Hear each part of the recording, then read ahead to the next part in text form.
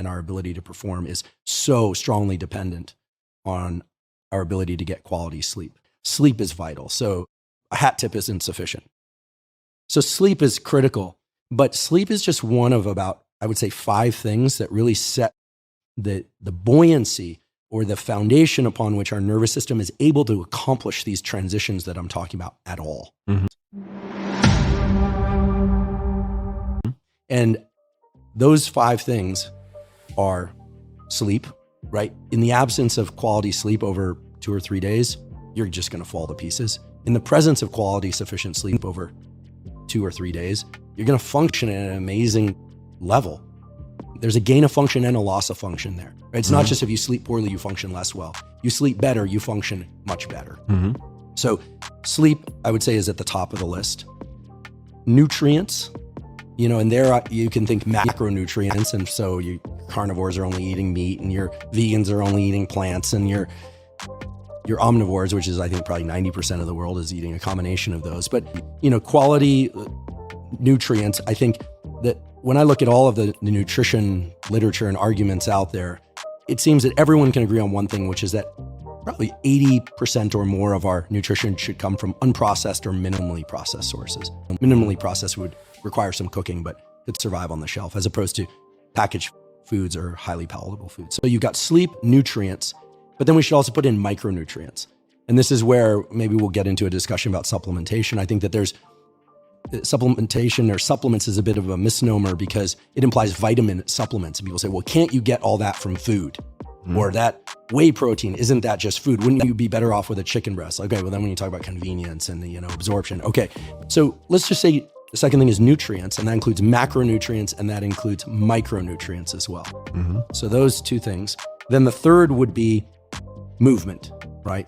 And this has also been an enormous transition in the last, I think, just 5 years, which is not just for people interested in bodybuilding or powerlifting or for competitive athletes, but now it seems everybody, including the elderly, understand that you need a combination of cardiovascular exercise and you need resistance training, whether or not it's with body weight or weights or machines, et cetera, that you need both. I mean, not a week goes by without seeing an article in one of the major publications out there, standard media, that highlights some study showing that, resistance training in elderly people can offset Alzheimer's.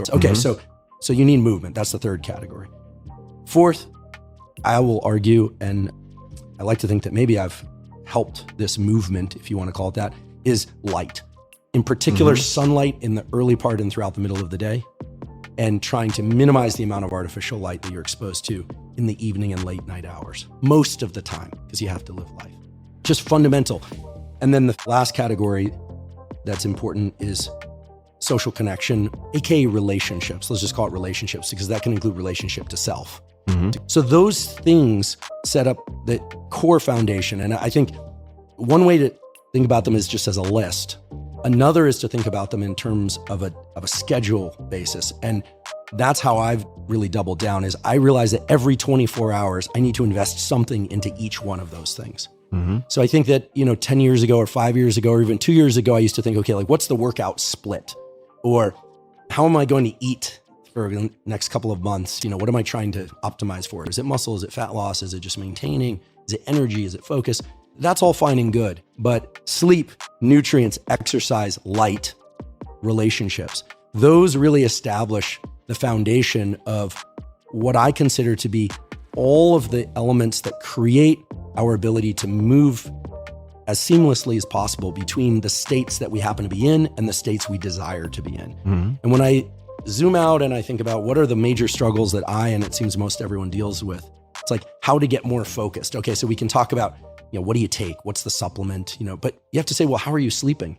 Have you done any exercise? You really always find yourself, or I find myself, taking 10 steps back and then moving through the sequence of 5 things before you can even begin to talk about whether or not taking 300 or 600 milligrams of alpha GPC and how often to do that and does it work, and yes, it works, et cetera. But those things really set the foundation. And so I like to think of those 5 things every single day. You have to re-up on sleep every 24 hours, or try to. You have to re-up on movement every 24 hours. You can go a day or so immobile, but you better move the next day, right?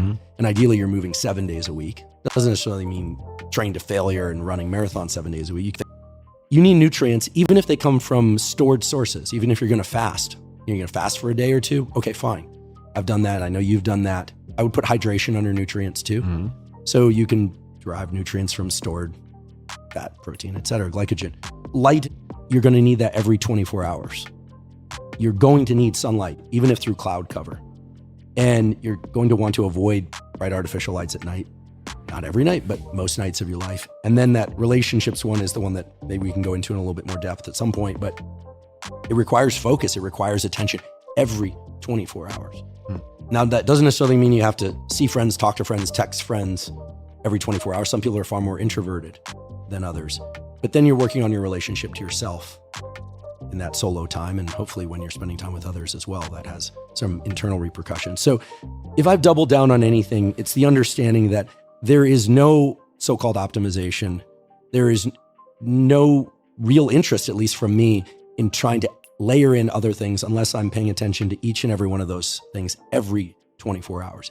You have to re-up on each and every one of those 5 things every 24 hours. And if you don't, you can get by for a day or two, but pretty soon you're going to hit that wall where you won't be able to do any of the things that most people are actually seeking to do. Mm-hmm. And the last thing I'll say about that is, I think people hear a list of those 5 things and they think, gosh, okay, well, that must be nice for you, Andrew and Tim. You wake up, you look at sunlight, you guys don't have kids, don't have to worry about kids running around, you can exercise.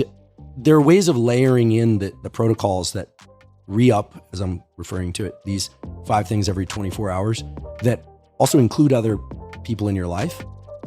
Exercise certainly can include that as well. But I would argue that there is no showing up properly for yourself and for the other people in your life unless these things are being handled. And it's not about becoming soft and cushy. It's about becoming quite resilient and effective. In the end, really great mental health is about simple practices. There's those 5 things. And so I'm doubling down, I'm tripling down on those as essential to the point where nothing else really happens for very long unless those 5 things are tended to.